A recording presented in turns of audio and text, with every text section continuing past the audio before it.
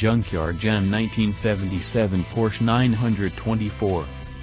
The 924 broke new ground for Porsche, being the company's first front-engine/rear-wheel drive car. Originally intended to be sold as a Volkswagen and packed full of Audi hardware, many Porsche zealots scorned the 924, just as they had scored the 914, but it sold well. Here's a first year of American sales 1977 model, photographed in a Denver self-service wrecking yard. This one had 2001 newspapers inside, indicating that it had been out of action for nearly 2 decades, prior to ending up in its final parking lot.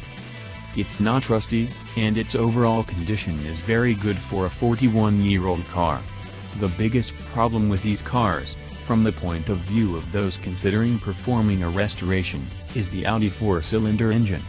Just 95 horsepower, which gave this car a power-to-weight ratio of 24.67 pounds per horse. The cheapest 2018 Nissan Versa boasts comparatively mighty 22.06 pounds/HP ratio. These engines went into various American Motors products during the same era, including the DJ5 male Jeep. Horrifyingly, buyers could get these cars with automatic transmissions, though I have never encountered such a car. This one has the Audi 4-speed manual. A dogleg Porsche 5-speed became available for the 1979 model year. The 5-digit odometer means we'll never know the real mileage of this car, but it's clean enough to make a 64,733-mile interpretation plausible.